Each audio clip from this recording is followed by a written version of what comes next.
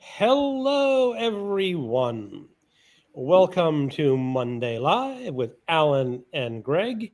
And our guest host is James at Quaint and Curious Volumes. Hello, So everybody. if you're in the chat room, drop on in and say hello. I think James Holder was here. He said hi or good evening.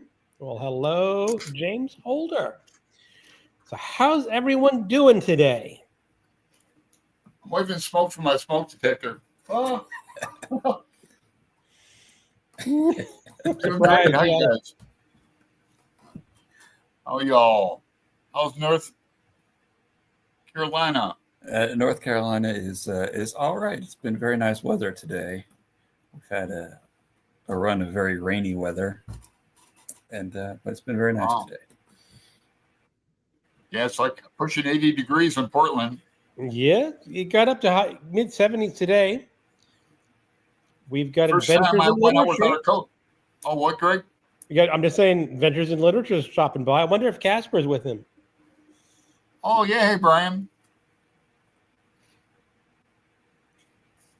Yeah, my day was one of those days where you get nothing accomplished, really. Oh. You just putzing around and read a chapter here and do something else, and all of a sudden go, what do you mean it's showtime? Yeah, I haven't read it all yet today. I've been busy doing, well, shit, I didn't get up till actually, I should say like 1 o'clock, but I went to sleep at 8 a.m. Mm. Nope. You're upside down, Alan. Oh, yeah, I am. Yeah, I have a commitment at 5 a.m. I do a meeting in Dublin, Ireland. It's 1 p.m. there. Okay. Yeah, I don't do it every day, but I have friends over there, and it's cool to catch up with them. Mm. That's cool. That is. Yeah. So I was about to, like I was mentioning, like he had his little bird, Casper. Oh, My yeah. cats have discovered Cat TV. Okay. Really? Cat TV is just someone sets out a webcam and dumps a bunch of bird food, and lots of birds come in, squirrels come in, and the cats absolutely adore it. Huh. I have one of these cats, Tibby, who gets up on the mantle and she's banging at the TV screen. Oh, the youngest one. Yeah. Timmy's the youngest one. She's about almost a year and a half. Not really a kitten anymore. Huh. But still young. That's funny. Hey, so, Pat. Hello, Pat. Hey, Pat. And Jenny. Jenny says Cat TV is great. It keeps them entertained. And I hope Jenny, I'm going to make sure I get the right. There's two Jennys. Like sometimes get you confused. Is that Jenny's got a new job starting either this week or next week? Yeah, that was good. Yeah. It was. So anything special going on?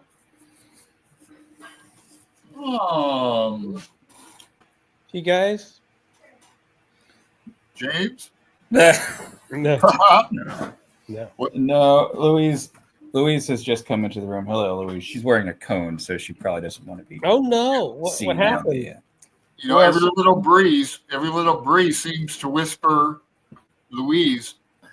Oh, she doesn't want to be on camera. She doesn't want to be. Oh, poor puppy. What happened? She has a little ruptured cyst on her tail. Oh no! So yeah, she's got antibiotics, and she'll probably pull through, but yes, doesn't sound too serious. No, but just to keep her from going at it. But she's got to wear the cone of shame. Yes, indeed. Yep. I have a dumb question for James. Yeah. Because I have a phobia of alligators. When's the last time you saw one like in your neighborhood or city? Never. No, never. Okay, I have a misnomer.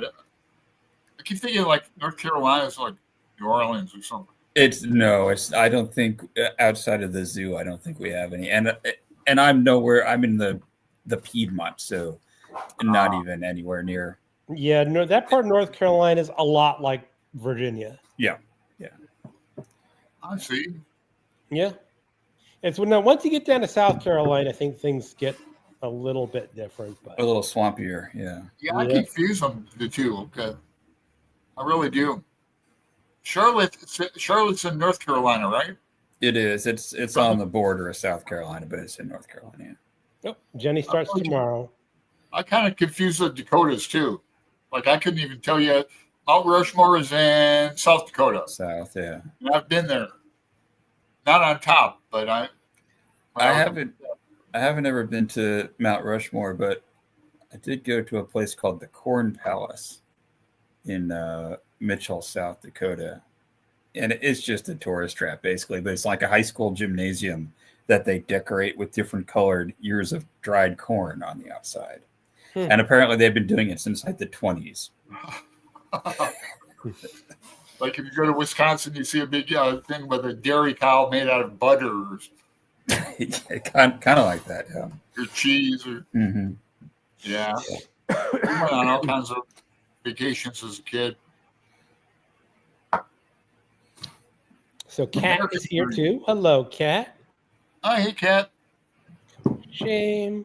This is a poor puppy. Jess, Book Girl TV is here from Long Island. Yeah. That's right.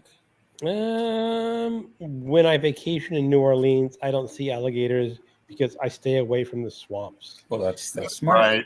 But you know what was funny? When my wife used to like to take holidays down in Florida, we used to rent houses in Cape Coral, and they have a canal system, and we always rented on a canal. And apparently, occasionally, alligators would come in through the canals, and I always wanted to see an alligator. I'd be down at the end saying, "Come on, alligators!" Jeez, I never saw one. And then one year, my wife rented a 2-week vacation, but my work was only for a week, so she invited some other family down for the second week. And the second week, she says a big alligator swam by and was swimming around. I'm going like, dang. I'd love to see an alligator. Alligator foot. It's on my mojo with some I-Ching coins. And it's like but yeah, when we were a kid, I lived in Toledo, Ohio. I have relatives in New Smyrna Beach and Daytona Beach. We'd go up and down 75. It was fun as kids, but I don't know. Another life, alligator ate me or something, but I have a real aversion to them. I can't see them in a magazine or anything. Oh, that's interesting. Let's get better. You know, I don't have to hide my eyes. Hey, Hannah. Hey, yeah, I'm about to say, Hannah's come in. Hannah. Yeah, the Carolinas. I know, talk about the North Carolinas. Mm-hmm. Or the Carolinas. All right, so I think we've given the people enough time to show up. Let's talk a little bit about books. And as our guest, James, you get to talk about the books you've been reading or currently reading first. All right. Well, I'm participating in Randy Ray's Lone Star Book Club, and this month we're reading the Sonnets of Shakespeare. Oh, the Sonnets of Shakespeare, yeah. So I read through this about 2 years ago when I decided to read all of the plays and poems. So this is a reread, and just reading a couple of them a day. You may have heard of Shakespeare, you may have heard he was a good poet, and it's true. These are well worth reading, and reading them all together in a row is a different experience from when you're in English class and you read maybe 3 or 4 selected ones out of the context. Pat was talking about that. Mm-hmm. That there actually is a bit of a story that's continuing from sonnet to sonnet. Yeah, and some of them will kind of be a continuation of another. Like there's the one that I read the other day that starts with "but" because it's a continuation of the previous sonnet. So he just what number? I don't know. Yes, from going order. From our order. It's because it starts with 16. Number 16 starts with "but." Okay. But and then there's probably others. But yeah, so it kind of the first about 20 or so had this definite theme, which is pretty weird from a modern day perspective, where he's talking to a young man who is very, very good looking. And he keeps talking about how attractive this guy is and says, what you really need to do is have a kid. And basically it's 20 sonnets in a row, variations on, it'd be a shame if you didn't have any kids. And then it kind of evolves. And then later on you get the Dark Lady poems, which are kind of the last 20 or so about my mistress's eyes are nothing like the sun. Right. That's the one sonnet that I can sort of remember from, I guess it was high school. I don't think we did the sonnets when I took the Shakespeare class at university. We skipped over those. Shall I compare thee to a summer's day is one of the early ones, and that's another high school favorite. A very kind of teachable one. So that's the poetry that I'm reading, and another thing I'm participating is the read along of the I had to quit. I just couldn't keep up. Yeah, it's I found that the second month's reading, maybe it was just getting used to it, was a lot more fun than the first month's reading.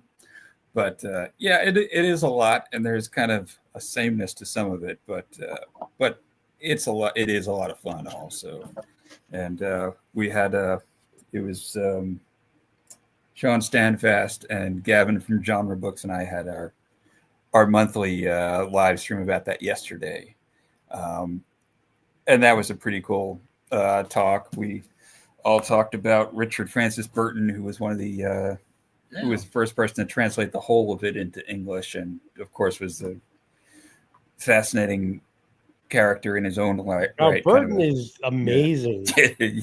Yes, a real swashbuckler. Your channel, James? What's that?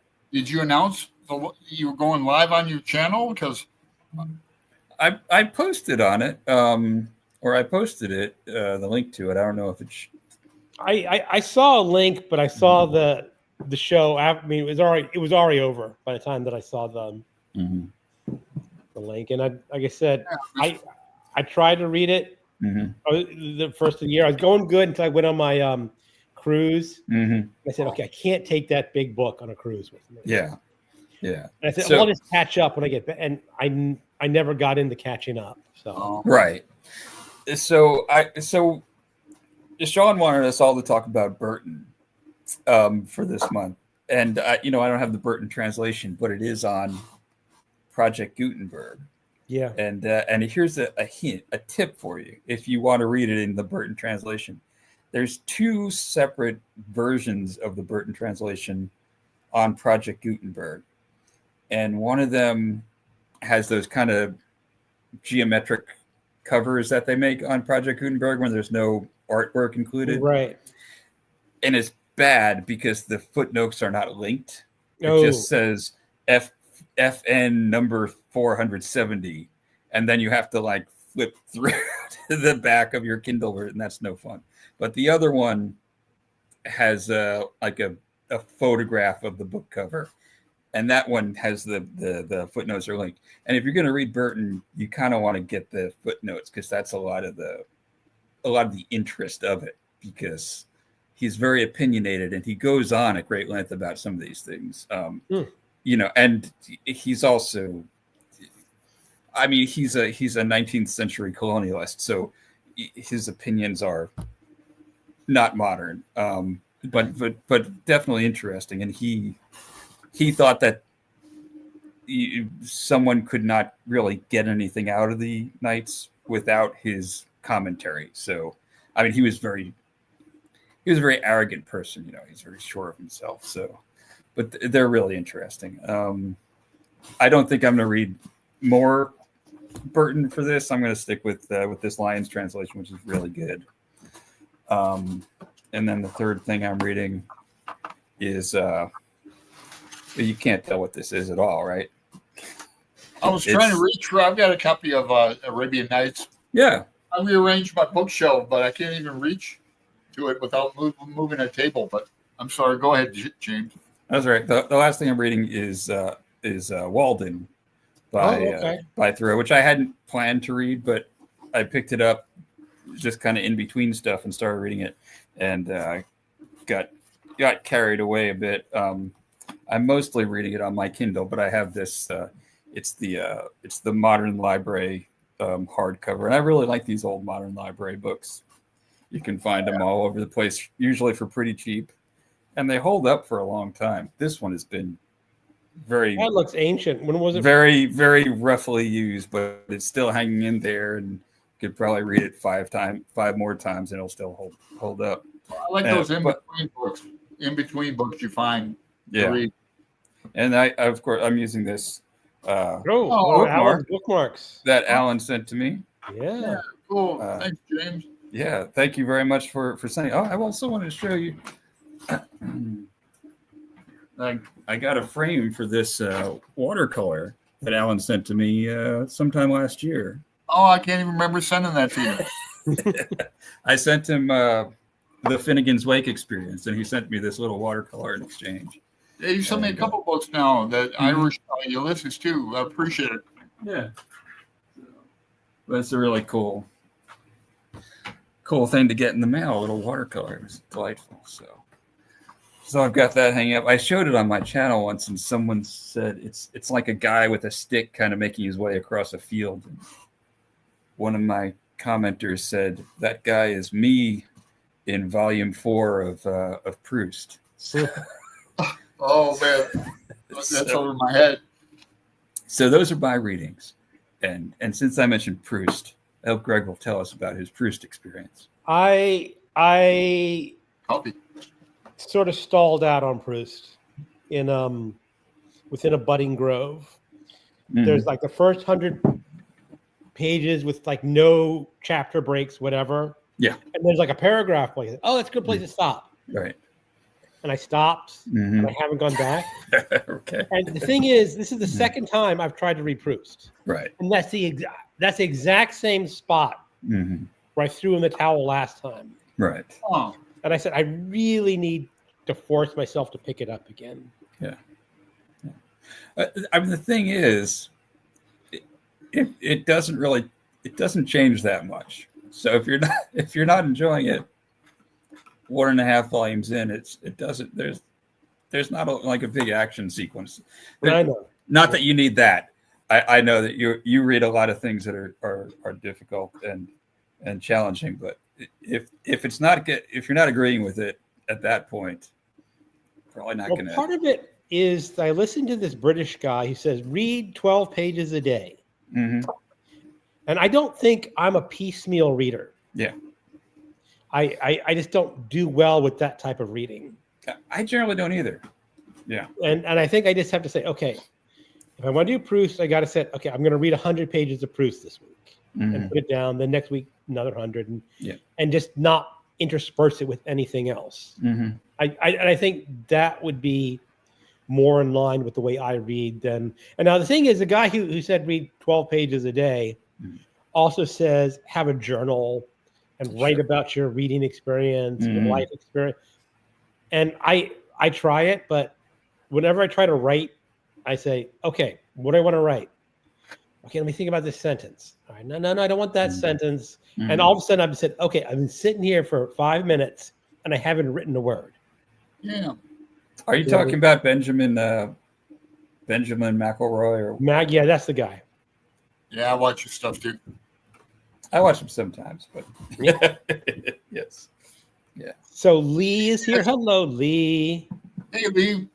Yeah. Lee can't show. I sent her a bookmark too. But yeah, Jess said she saw a woman save her dog from an alligator. That's cool. Oh, wow. There you go. Jess is reading an independent of Craig T. Morgan's Thou Shalt Not Desire. It's a murder mystery with James Patterson type 5. Okay. Oh, here's something. Constance's ads. You know, I was going through the options for. I said, do I want to monetize my things? I said, yes. I don't normally monetize my lives, but if you're seeing ads during my live, anyone else, please let me know. I'll just not do it again. I mean, I the noticed amount that I on would get MJ's would be live like too. 50 cents at the end of the week. So it's not worth it. Yeah, MJ said on her live yesterday had ads. I didn't mind it, but I'm so used to ads on YouTube. I listen to music in my earbuds on my Bluetooth YouTube. I've got a turntable. I got to put the belt back on it. Do you have any vinyl, James? I do. Yeah, you got a Yeah. turntable. I do have a turntable. I was listening to Bach Partitas, which is the last thing Oh, I was wow. listening to on it. Okay. Just to Now you're cover speaking Greg's language. Yes. And I don't know if you're a fan of this guy. Oh, I love the Goldberg variations. I can always. Yeah. These are on the top of my. I've been listening to like 2 albums, or these are the last 2 I listened to. This Blind Melon Chitlin blues album. Okay. That's not his name. His name is like Lund Coffin or something. Mm-hmm. But it's all like Key to the Highway and stuff. And then remember this album, Wings Over America? It's 3 albums. Sure, yeah. Paul McCartney, yeah. 3 albums, and then you can pick your seeds out of your weed with it. Yes. I mean, one might if they indulge. If weed had seeds anymore, weed doesn't have seeds anymore. But So Jenny saying Proust is OOF. I'm struggling. The struggle. Yeah, he can be difficult. I mean, he's a beautiful. I mean, it's just beautiful to read him. Mm-hmm. yeah, But it's just said, let's get to the point of what you're saying. well, Mhm. Jenny's only reading Proust and Joyce this month, so she's, among other things, Okay. Jenny's in the Finnegan's Wake group. Nope. Renee says there are ads. Okay, I got to be careful that I don't click on that option again. Okay, Alan, what have you been reading? Well, let me start off with Privilege. I've been. Can I show it on my Kindle? What's up with my Kindle? I'll show it, but it's not that it's a complicated book. It's a long book though, and I'm listening to it as well. So that's why I'm keeping like a little notebook. But I just do it by chapters, Greg. And there's a lot of characters. It's about Aboriginal Australians and the government and that. So you're in 2 different worlds. There's like they talk about like they hold a lot of respect for dreaming and things like that. They have nicknames like Ice Pick and what do they call Wander something? Walkabout. I haven't got into that because they use modern language like fake news and the guy swears like a sailor, F word, C word. The narrator's funny, but it's in these like kind of brief chapters about gods. I'm just in the gods part. 600 and some pages long. But that's in a group read with Jeff at Stalking Kafka. And got a lot of people like commenters extraordinaire on the Voxer group. Then Greg and I finished along with Sherry. I read that. Yeah, this is up there with, I've read it probably 4 times now. Studied it every time I read it, I didn't get around to watching the film. I haven't seen the film yet, the newest one, nor the one with Redford. But so, and then I forget something. I'm doing the Joyce group. I'm kind of laying back. I know Pat got this book. This is an acquaintance of mine back in the 2000s. Put out this book, and we did a CD-ROM on Finnegan's Wake. Got a bunch of old stuff from the 60s and put it on disc. So the group's going good, real good. Roy's running it. I'm just kind of kicking back. I didn't really comment too much this weekend, but it's really active. Then tonight I'm going to get into some Borges. What story are you on Borges? I'm on. Did I mark it? The one? Let's see. The Book of Sand. I'm not going through them one by one, but like the fellows in the Codex Cantina did the Book of Sand. I think probably last 2 weeks or so, and I haven't read it yet, so I'm going to read that. Is that any good, Greg? I can't remember that one offhand. I mean, you I'm can't. reading stories in order in the book that I have. I essentially Like Borges, James? Love Borges. You do? Yeah, I bet. I'm just I I'm just a read- newbie. and this is essentially the same book you have, Alan. Only Mhm. mine's a hardcover.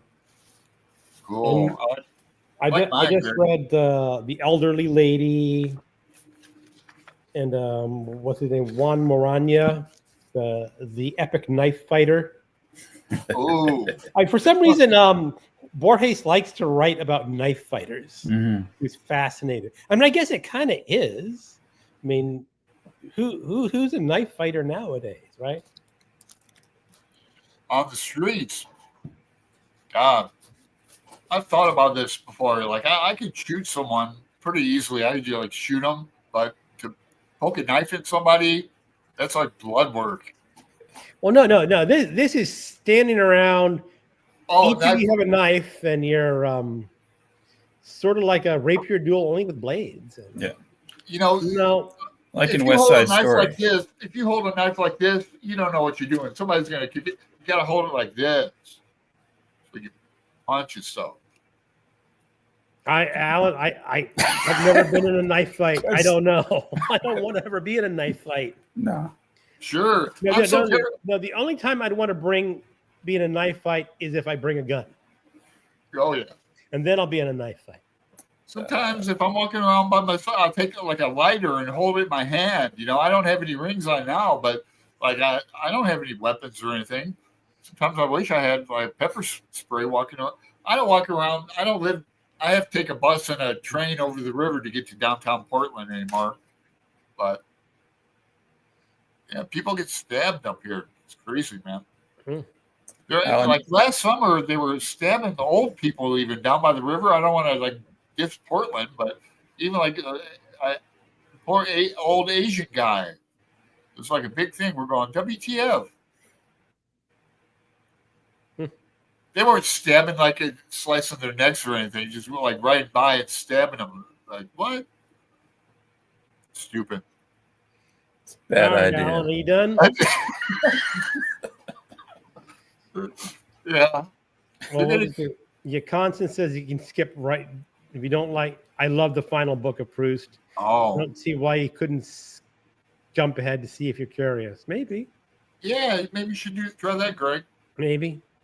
Goodbye, Jess. See you, Jess. Oh, just take it off. Okay. And Jenny says thanks for the knife fighting lesson. I know. Now, when Yeah, I was I got a lot of skills. I got skills. when I was trying to psych myself up to read Proust, I listened to some podcasts and things, and I listened to an interview with a woman who had written a book on remembrance of things past, and I can't remember what show it was on. It was a podcast or something, and she recommended that if you're only going to read one of them, to read the last one. So Okay. there you go. But I mean, I think Swan's Way is the one that most people read by Swan's far. Way. I've read Swan's Way 3 times. Right. Yeah. Yes, you really love it. No, I don't really love it. But I keep saying I want to read the rest. So I got to. Yeah. But now I think I just got to just get back into it and pick up within a budding grove again. There's I think once you get to, for me, I really like one of the characters, and I'm just looking forward to when he comes. Yeah, I was going to say, Greg, you got a whole group. You said your group is still going Interpolation. on, right? You got a group. I'm sorry, you froze up when you said there's a character you really like. Yeah, there's one character that I really enjoy, and when he comes in, it kind of lifts the whole thing for me, and because he's just so outrageous, and I'm blanking on his name, but he's a baron, and he's like the brother of the Guermonts. So he's a Guermont, but he has a different last name. When does he come in? He's in within a budding grove, but he's kind of minor. And then in Guermont Way, he has this scene with the narrator. The narrator goes to visit him, and in the middle of the night, and they have this conversation where the Baron just like lights into the narrator about how rude and ill-mannered he is, and the narrator like finally does something. Like there's this hat that's sitting on the floor, and he just destroys this hat, and it's like, okay, so for Proust, that's something. yes, this guy Like an explosion in a. just like freaking out and destroying a hat because he's so frustrated. That's like, yeah. So I mean, I shouldn't have said there's no action coming up because you know, and he almost kisses a girl. So you know, there's that. Oh my! I've actually done that before. No, he would kiss his mama. I think Yes. he on the cheek, I guess. But you know, Yeah. But that's interesting. If you want to talk about action, Alan, are you done? I can talk a little bit about some of the books that I've been reading. Oh yeah, I'm done. Go ahead. All right. When you talk about action, the book I've been reading or read from my in-person book group was The Huntress by Kate Quinn. It is an historical mystery thriller. Oh. And the whole idea is it starts off in the late 40s. It's right after World War II's ended. And there's a journalist who's become a Nazi hunter. And he's obsessed with this German woman who killed 6 children and his brother. He's trying to track her down. So that's one storyline. But the storyline and there's a third story. There's 3 storylines. And the third storyline is this German woman immigrating to the U.S., the small daughter. And you kind of know that she is the huntress. But there's the other storyline that I really loved. Hold on for a second. About a young woman in the Soviet Union. World War II is just about to break out. And she falls in love with flying. And these are old biplanes that they're flying back in the Soviet Union. And she becomes part of this bomber squad in World War II known as the Night Witches, which would bomb German territory late at night in these old biplanes. And that was a real group. That's not fake. I mean, that group actually existed. So that part of history I really love. This is like, I want to meet more about these women dropping bombs in the middle of the night. Yeah, really. I mean, that's just fascinating. And the rest of the story, you know, typical American thriller, goes off in directions that, well, you know, it's all right. But that history part was perfect.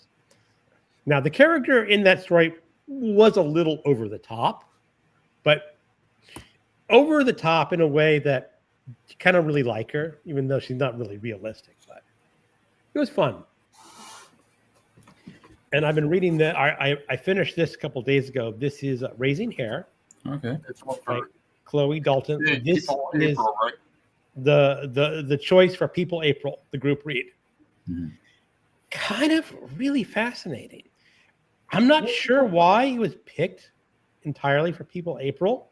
Pat liked Not it, right? just about people. But the whole premise is that there's this British woman. She has a high-powered political type job, think tank in London. And she's bought this barn outside. I think it's like 3 hours outside of London. So it's like you can normally go away there for the weekend and go back to work. But during the pandemic, she's working full-time from her converted barn out in the countryside of London. And one day she's walking down this path and she sees this baby hare that has been abandoned by its mother, or she thinks it's been abandoned by the mother. And she says, what should I do? Should I just walk on and let nature take its course? Or she says, I'll just take this hare home and care for it and try to return it to its mother the next day. Well, didn't quite work out that way. And she went through a lot of struggles, like, how do you actually raise a hare? You know, because they're almost rabbits, but not quite rabbits, you know. And she decided that she was going to keep this hare as a wild animal. She wasn't going to try to domesticate it. But the thing is, she had to bottle feed it for the first month of its life, first few months, something like that. So naturally, this hare is totally not threatened by this woman at all. And she eventually sort of like opens the door to her house or her barn. So this wild hare can come and go as it pleases. And it's kind of using her house as this like safe zone. And eventually you'll find out it's a female hare because it has a litter of baby hares. But it's her whole attitude towards raising a wild animal. And her idea is like, how does that change you? And how does that change your life? Because she changes a lot of things in the way she lives her life, not only to raise a hare, but keep it wild as possible. And parts of it I thought were a little pretentious, that she thought very highly of herself. Raising it and keeping the animal wild. Like, she refused to name it. Oh. Because the idea is like, if you name an animal, it's kind of yours after that. I remember there was a thriller writer, a horror writer, who lived someplace down like in North Carolina, sort of like your area, kind of rural, and he's going to raise goats for me, Right. And he raised goats. He had the kids. He named them. He says that was a big mistake. I don't remember. But he said, can't take Billy to be fed and chopped up, because the goat now has a name, So he says, I now have pet goats. But she didn't go down that route. Now, for me, I was already nicknaming this hare just reading it along. Because what was it? They had a technical term for a baby hare, like a leveret, something like that. I said, okay, it's Levy. I named the hare for her because that's how I treat my animals. They're not wild creatures; they're family for me. So it was sort of an interesting perspective on that. Yeah, Pat didn't like that book. I think a lot of people are. Did she? I have not read her seen him wrap up yet. Yeah, she talked about it. I'm reading biographies and mostly music ones. I just read Fleas from Red Hot Chili Peppers. His is called Acid for the Children. And it's part one. He doesn't even get into the band. But I haven't reviewed it yet. I'm not sure I'm even going to. It's kind of depressing, but I might as well. I would think that the most interesting thing about that guy is him being in that band. He had a weird life. I fully believe he has led a weird life, but for him to write a book that leaves that out, it's like, well, it's going to be part two. For him to write and publish a book that leaves out the thing that people are interested in him for, yeah, it's pretty strange. It's like he probably lives in a really cool house, but if he wrote a book that was like about interior design, it'd be like, yeah, I don't know. I haven't really went down the rabbit hole about him. I mean, I like their music enough, but I don't have any albums by him and stuff like that. But he's interesting. He just had an effed up childhood, It's really depressing to think about. I mean, I snuck out of the house, was like a little rebel that smoked cigarettes, maybe a joint or something, but he was like shooting heroin and crystal meth and that as a teenager on the streets of LA. But he was born in Australia. Yeah. And just, I guess he had a spiritual experience type. That's how that book ends with I don't even know if it was a boy or a girl, but a child being born, and that's how we leave it. And him meeting Anthony Kiedis, the lead singer, they were in the streets together and shot drugs, like before AIDS, but even around AIDS, even after that, they were still doing it, sharing needles and that. That just really sickens me. Mhm. That's what like a lot of the book is about. Street urchin. So Kat was saying that's why I can't have a farm. I love meat, but naming the cows, and Franny would be hanging out with them. Yeah. Yeah. Well, I know. Hey, Kat. When I lived in Georgia, there was a big meat market. We had big barbecue cookouts and everything, and I love the fish fries actually. But there was a sign in the meat market that said, "If God had wanted man to eat animals, He wouldn't have made them out of meat." So So Pat did like raising hair. yeah, she did. Yeah, it's a good. It's a very interesting book. So, Constance, Pat, I have barely begun A House with Good Bones. Really like the narrator's voice so far. Just finished Sunrise on the Reaping. Yeah, I think they're in a group together reading a book. They're having a conversation that we're not really part of. Okay. One of the curious things that happened to me in April, and if you told me this was going to happen, like in February, I wouldn't have believed you. Now, if you were to pick the Great American Novel, there are a number of candidates that a lot of people come up with, and the two top candidates for the Great American Novel, in my opinion, are going to be Adventures of Huckleberry Finn and The Great Gatsby. And Well, the thing is, those would be the top two that I would say most people would say are the great ones. Moby Dick can be thrown in there. Lots of other candidates.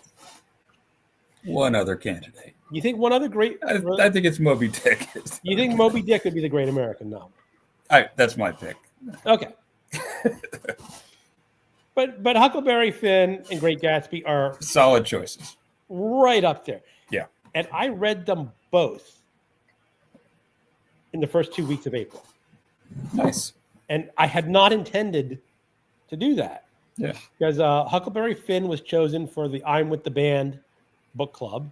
Right. Well, I didn't know I was going to be reading it. So I read it. And then I went to a lecture in Fredericksburg, Virginia, where a guy was talking about The Great Gatsby. Mm-hmm. And I said, I'll go see the lecture. I've read the book before.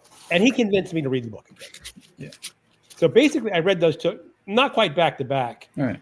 I read Huckleberry Finn, Raising Hare, and then The Great Gatsby. So really close together about. It's a good 2 weeks of reading. And 2 weeks of reading. And I'm trying. It gets me thinking about why we have this image or idea of the Great American Novel. I don't know if the English have ideas of the Great English Novel or the French, the Great French Novel, or if that is something just uniquely. Well, maybe because the novel came to America, it was, they started before we did, I guess. I have a notation in my copy of Moby Dick, 20 January 2024, group read with Scott Bryant, BookTube. But I had a friend in grad school, Lou Morrison. I have a note in him here about him too. I've only read this once because I went in a Joycean, but my best friend was a Melville scholar, wrote his papers on Moby Dick and all that. And the late poet Norman Dubie, he's a Norton poet. He's in Norton Anthologies. Norman Dubie, Dubie, but he wrote a poem, dedicated it to me, called "Of Politics and Art," and he talks about Melville, and he tells a weird story, but it's about the fact that I refused to read Moby Dick for stupid reasons. I wonder if anyone here, and it's not me yet, if anyone here knows when that phrase, a Great American Novel, when people started trying to figure out what it would be, or if there was one, right? I don't know. Yeah, but I would guess it has a lot to do with what Alan was saying. Is that I don't think that the English think of it because the English are secure in their literary heritage, right? But America, being a relatively new country, probably sometime in the early 20th century, maybe, is when I would guess that maybe some writers and literati were starting to say, well, what is this great American novel? Will someone write a great American novel? We know that there are great English novels and great Russian novels and great French novels, right? Right. But is there going to be an American novelist that will stand with Tolstoy and Dickens, right? Could be. Yeah. Makes So- sense. Yeah, I love Queequeg in here. I just can't get over him. One of my favorite, like, early on quotes is, rather sleep with a drunken cannibal than a sober Christian. Than a sober Christian, yeah. A big quote that. A lot of great quotes in there. Yeah. But no one in Spain is like saying, when are we ever going to come up with a great novel that people are going to talk about? That's because they have Don Quixote. Because they have, yeah, right. Yeah. I think the argument is settled in Spain. Yes, yeah, exactly. And at least in Russia, I'm going to guess they would pick War and Peace. Mm-hmm. I mean, I don't think they would pick Dostoevsky over Tolstoy. No, probably most of them no. And the French? I wonder what the French would pick. Hugo, Les Miserables, maybe. I mean, I've never read that. there it's probably more like Hugo or Balzac or Stendhal. or Flaubert, depending on, Yeah, I don't know. I've never read Hugo. I've never read. You've never read Les Miserables? No. Okay. Or maybe Dumas if you're a populist, Yes, definitely a populist. Everyone who reads it says great things about it. It is. Marcia said, I kind of feel like, I don't know. I haven't even seen the musical. God, now I'm sure. don't bother with the musical. I'm oversharing. I haven't seen the musical. I haven't seen the movie with, like, Liam Neeson's even in it, right? Mm-hmm. Yes, Marsha Johnson. That would be a populist choice for that'd be a populist choice, not the literary choice. Right. But no, the Lonesome Dove is an excellent. Yeah, great. Yep, I love that book. I'm probably going to reread it for June on the Range this year. Ah, I may get the audiobook this time. I've got the audiobook on Audible already. I'll listen to it for sure. I love that book. Oh, Pat got the Library of American edition of Gadsby. I love my library. That's how I read Huckleberry Finn, is out of Library of America. Such great editions. Right. I didn't know that. That'd be a cool way to do it. Constance Greg didn't mean to exclude anyone. I knew Pat had read T. Kingfisher book. Oh, they're talking about the. They were talking about a book like House with Good Bones. I haven't read him. The thing is, you're quite welcome to have side conversations in the chat. It's just when I read them, I was like, I don't always catch on. So, don't worry about me. Jenny, I have never read The Great Gatsby. It always sounded like something I wouldn't like, so I've never wanted to read it. I liked Moby Dick and Lonesome Dove, although it's been a long time since I read them. It's kind of curious, because when I went to this lecture, one of the things the guy said is that almost everyone in the United States has read The Great Gatsby for high school or college. And I think, Jenny, we mentioned this back and forth. It's like, it's kind of rare for someone not to have read it, at least in the United States. But I think Jenny would like it. I think Jenny would. Mm-hmm. I don't like Gatsby as much as some people do. Mm-hmm. I think there's a lot of filler, especially in the first few chapters, where you're just introducing everyone, and it just does not pick up fast. It's a short book, but I think it could have been Even shorter. Even shorter. It really starts to pick up once Nick is actually met Gatsby. Yeah. But that's just me. I was watching your video today about aphantasia, Greg. Oh. And this is something that's interesting because there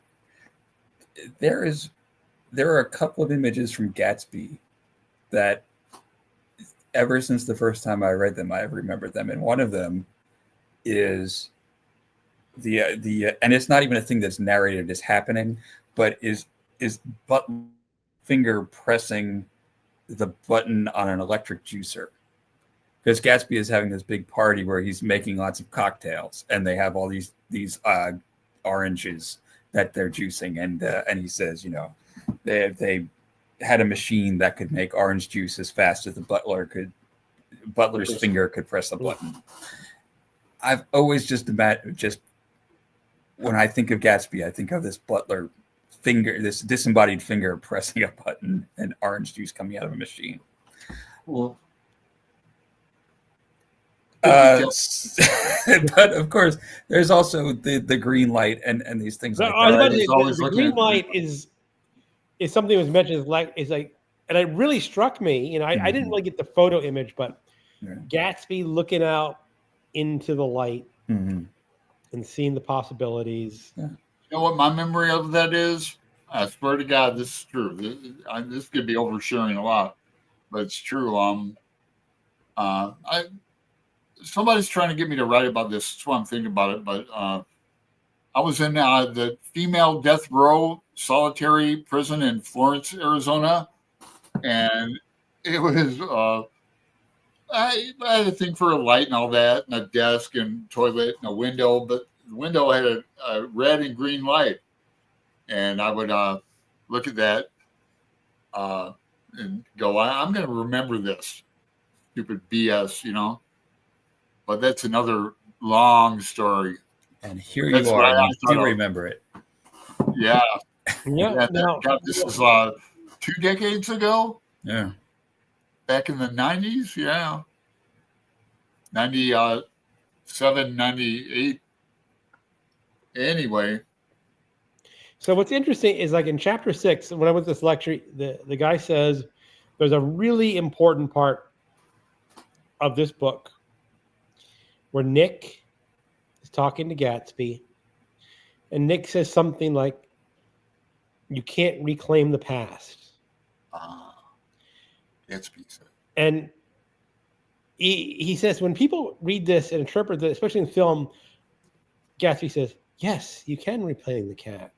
You can regain the past."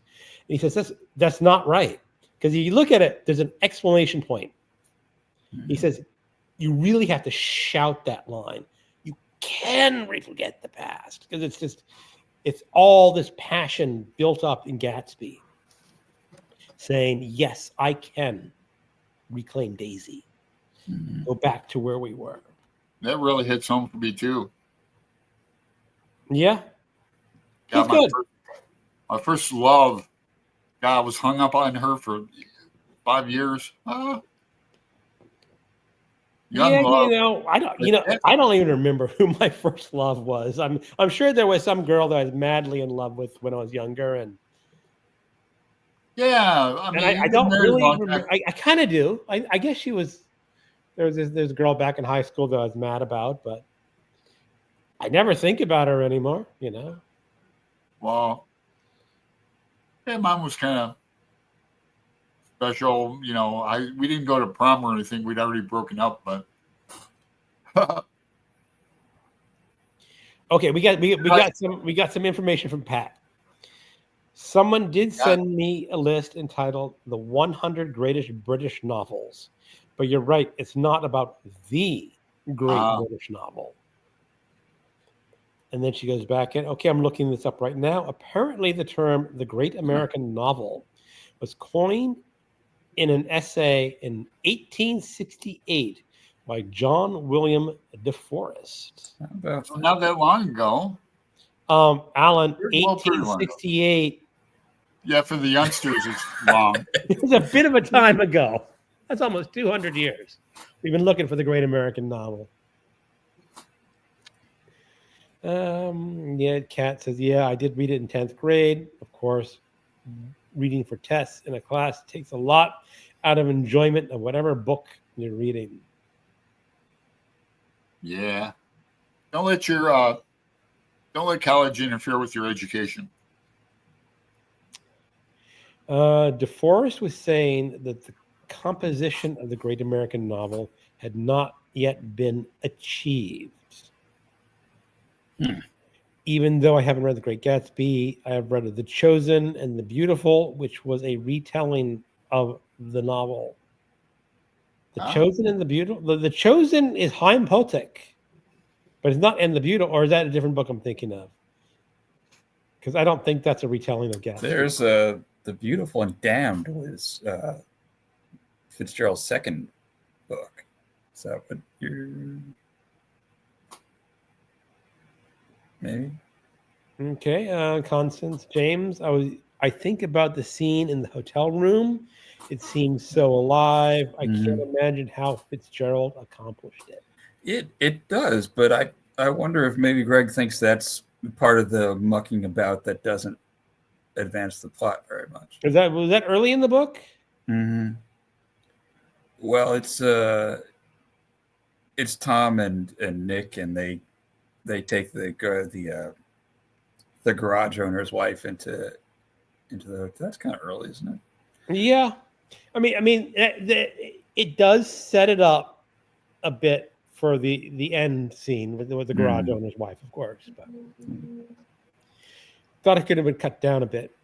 Now, if I were to read it immediately again, because it's been like 15 years since I read it, so a lot of the details. So maybe if I were to reread it again really soon, I'd see that connection a lot clearer. That he's setting up, was it a Myrtle or whatever her wife's name is, for her running away and getting run over. Oh, sorry, kind of a spoiler. It's okay. It's been 100 years. Yeah. DeForest was looking for a novel that represented the picture of the ordinary emotions and manners of American existence. American literature was still a very new concept at that time. Now, I know this has been discussed in many videos about the great American novel. It's like, which ordinary American? I mean, we don't really, or at least I don't see that there's one set group of people that are Americans. Yeah, now, we'd of have course, to. certain people in this country are going to hate me immediately for that comment. Yeah. There's so many different types, which is probably why there never can be a single great American novel. Right. Good point. American. Waiting at the station. Would anyone object to James Elroy as the great American author? Yes. I like James Elroy. I don't know if I'd call him the great American author. I think he's a little niche. He's very hard-boiled detective. I've never read it. What? Oh, you haven't, James? I've never read one. No. Oh, we were talking about him. Dahlia. Yeah. Black Dahlia. Black Dahlia. Okay. Yeah, it's in the middle of the L.A. Confidential series, but I like that novel a lot. But Greg and I were talking about it. We're going to read one, probably Black Dahlia. I haven't read that. I read Black Dahlia in 2023. I think. You want to read it again? I'm not sure. I'm ready. I'm ready to reread Black Dahlia again. You say we got to read we can't just jump into the Nazi one. The storm. Okay, this storm, that's part of a duology. It's Perfidia in this storm. There may be a third one also. Yeah, I mentioned before that he was at Powell's and I had to work. It was about 3 years ago. I couldn't go see him. He was at a book signing at Powell's on Burnside, the downtown one.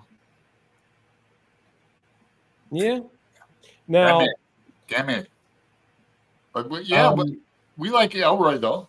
I do. I actually just got a hardback copy of The Big Nowhere out of a little free library. Oh, about 2 weeks cool. You ago. did. Score.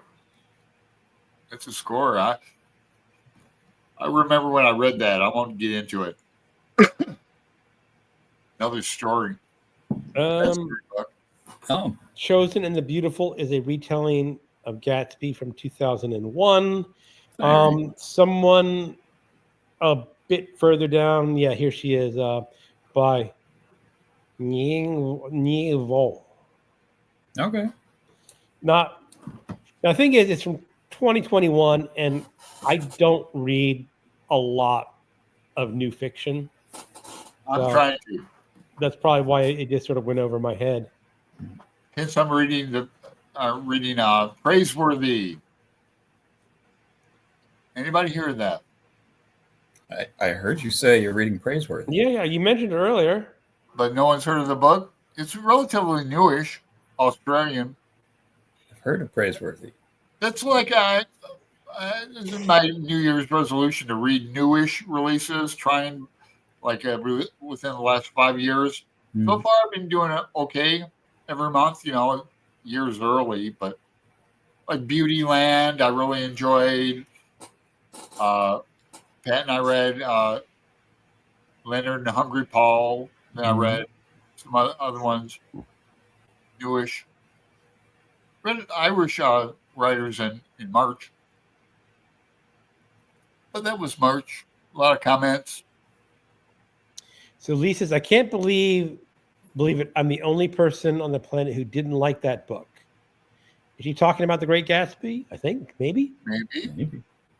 I was talking to my wife, and she read The Great Gatsby in university. And she says, she wasn't all that impressed with it either. Well, I really picked up on how bigoted and racist Buchanan is. Well, they were all bigoted and racist. Yeah. No. There was one scene in particular where they're talking about marriage between different class. I think they're talking about different classes. He said, no, I'm not talking about race mixing. That would be wrong. Right. Yeah, there's some Buchanan's like that too early on. Yeah. Faulkner was too. He was. Americans. The female golfer is also in the hotel room too. Good detail. Thank you, Pat, for putting the name of the author, The Chosen. Yeah, Pat, thanks. Yeah. She must be on her laptop typing. I could be doing it too, but I have enough things to talk and look at comments. And then comments. Lee, I didn't love it, but that chapter was a great reading experience. Pat, I was beginning to think I was the only one who's ever heard of that book. Oh, she's probably talking about The Chosen and the Beautiful. Yeah, Pat says, I got your back. Yeah, book 2. Pat,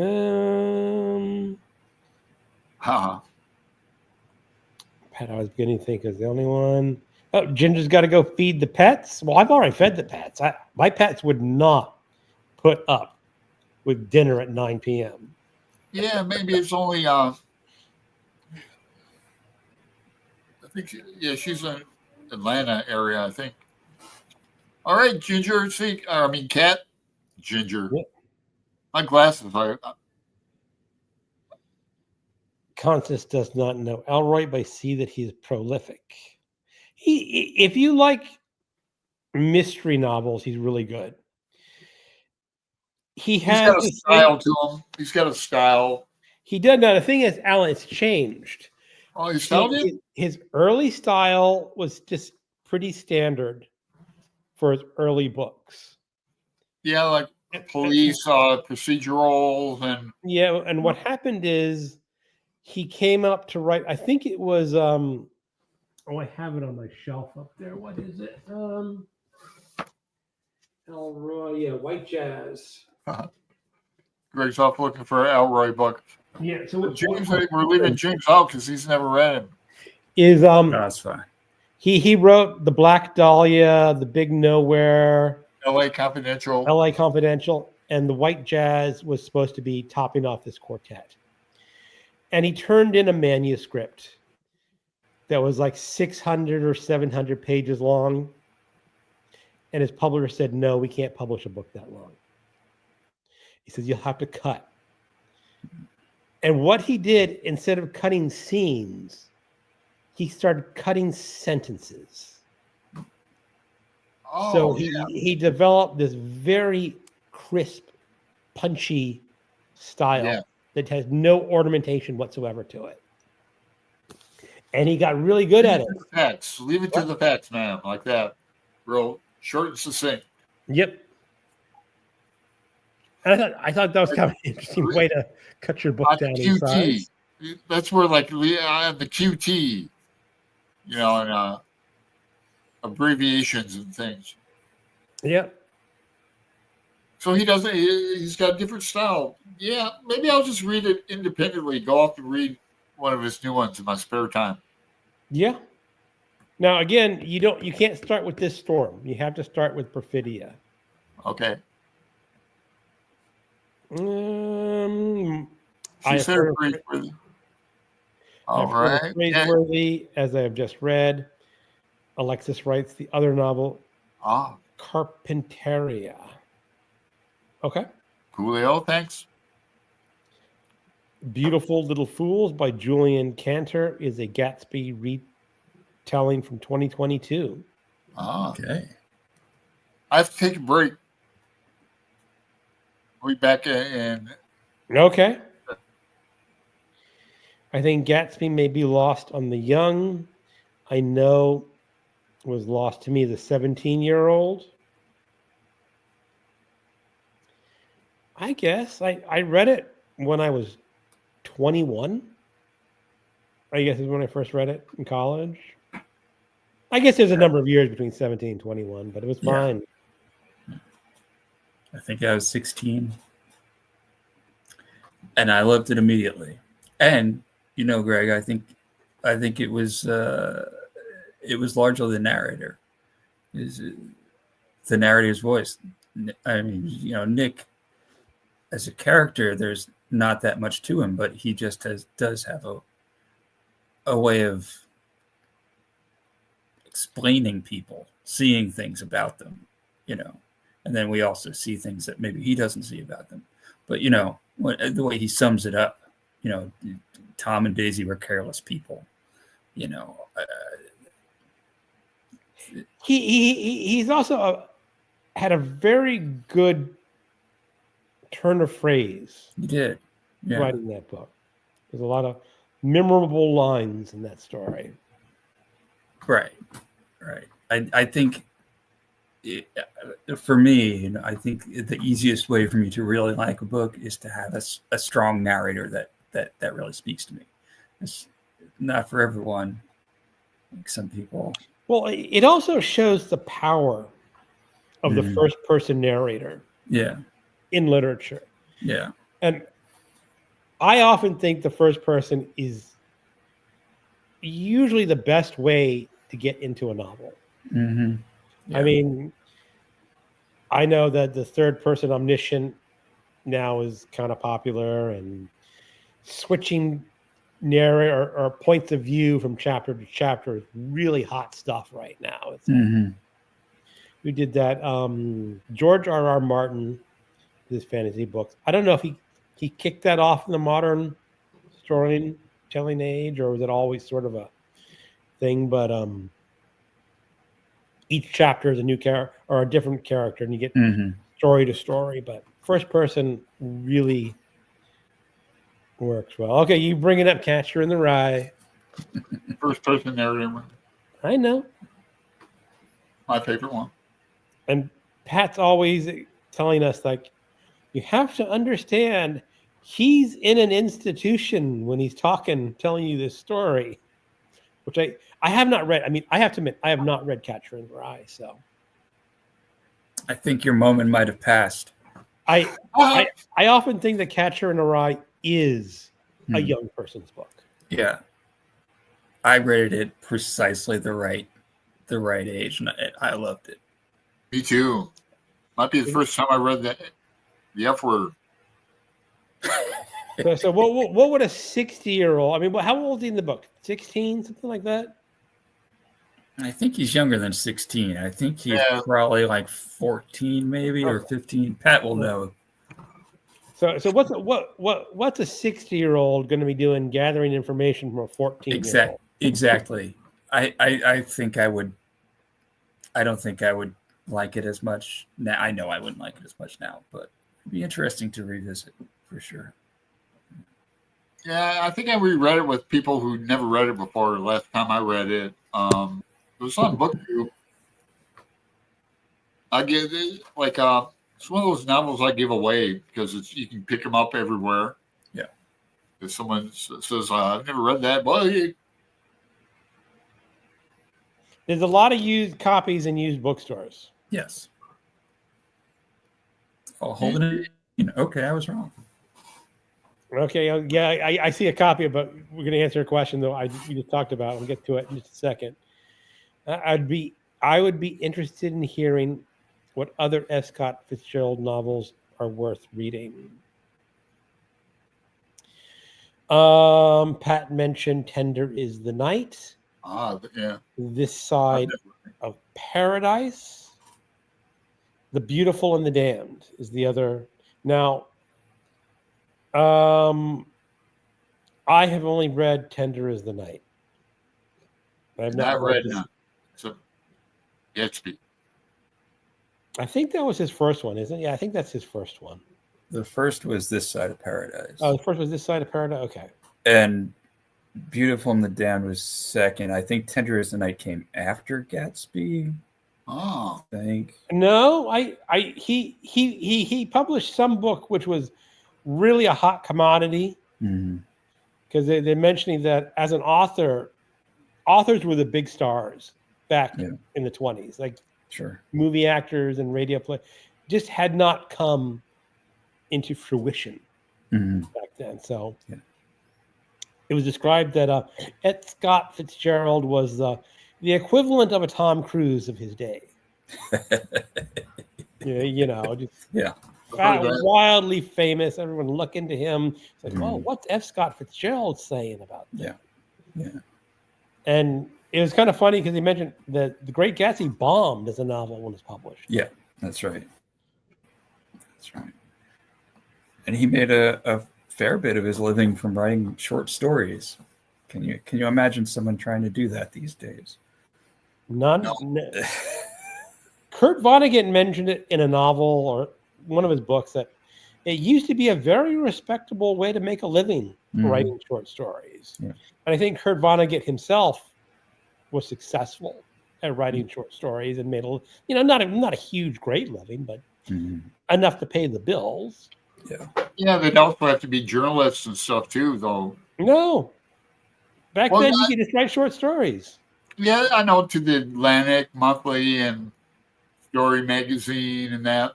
Yeah, like Vonnegut, I think you're right about Vonnegut being an independent writer in that, but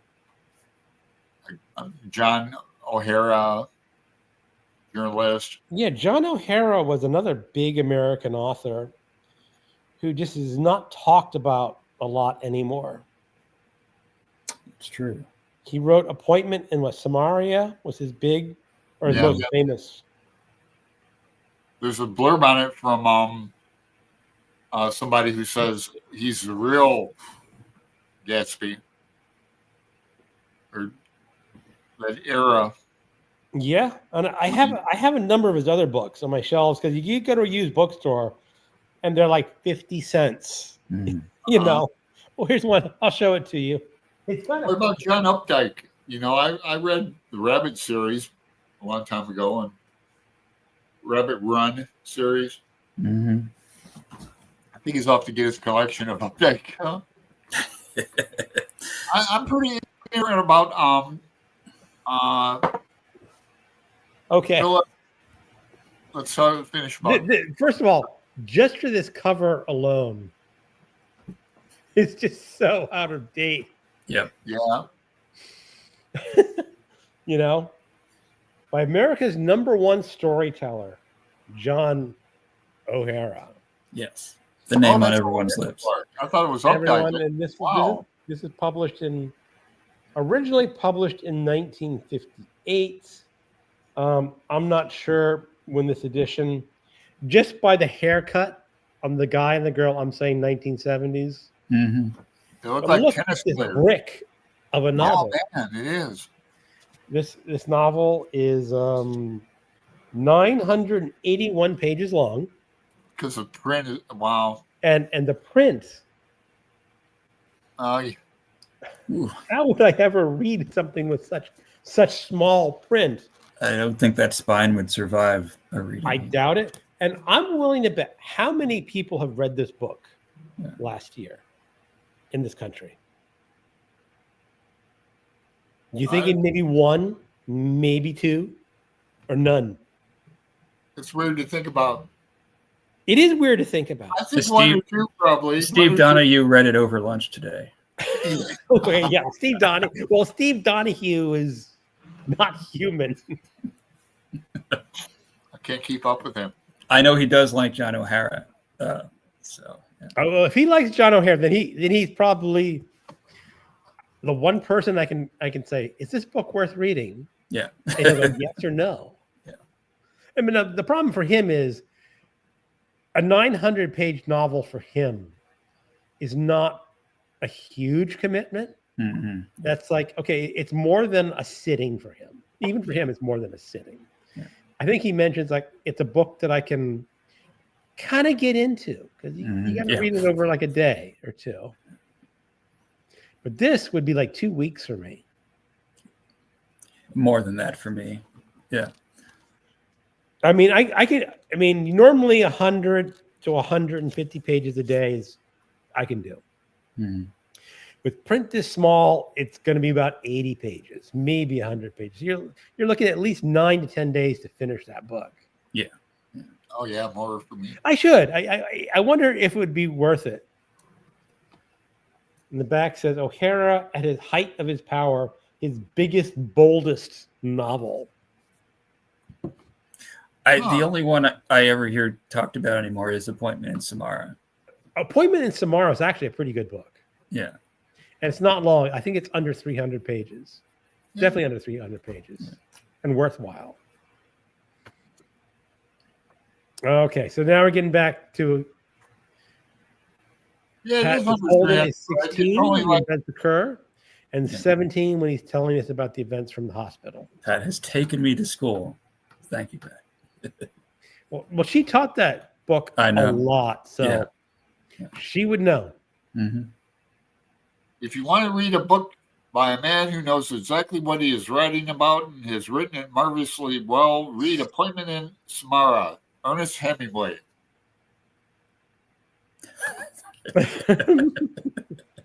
Okay. Marcia says, thank you, Pat. As I look up at my shelf, I can see they have a copy of This Side of Paradise. Wow. No, Lee's saying she's talking about Lonesome Dove. Oh, she does not like Lonesome Dove. Oh, Oh, yeah, you might be the only person that does not like Lonesome Dove. At least on YouTube that I've seen. I bet I know why she doesn't. Maybe. Women aren't treated all that fairly in it, but No. it's consensual. There's some kind of running around in the book. Constance says, I think my favorite Fitzgerald work is The Curious Case of Benjamin Button. Oh, I think the only other short story I read was Diamond as Big as the Ritz.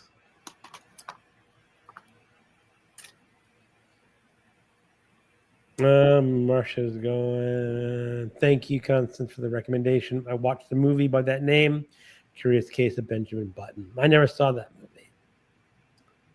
Okay, here we go. This Side of Paradise, 1920.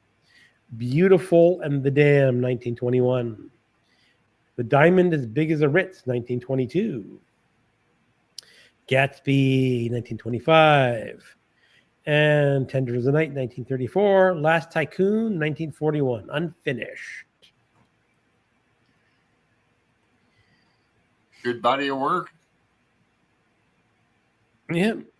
There's a film. Holden was 13, though James, when his brother Allie died, maybe that's what you're thinking. You're too kind, Pat. I was just wrong. Yeah, I thought he was 13.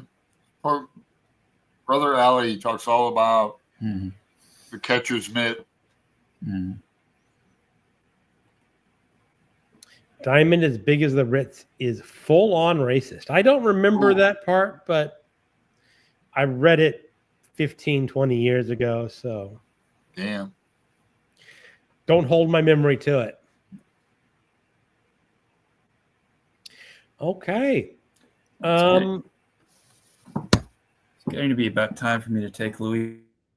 Okay. Yeah, my voice is still a little hoarse from being sick last week, so maybe we can wrap it up.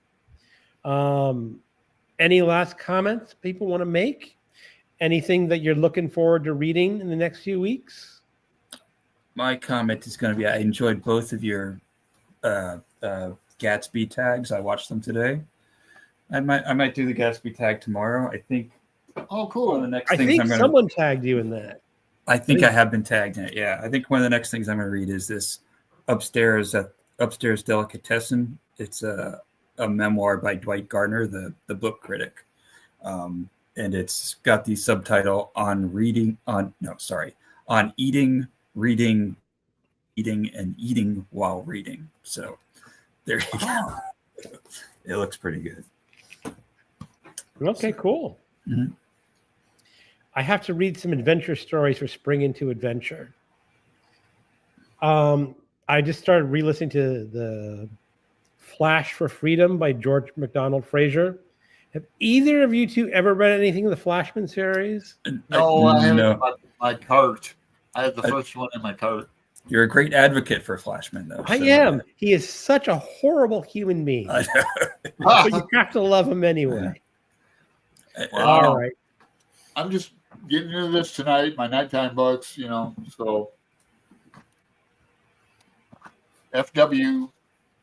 All right. You can take the dog out.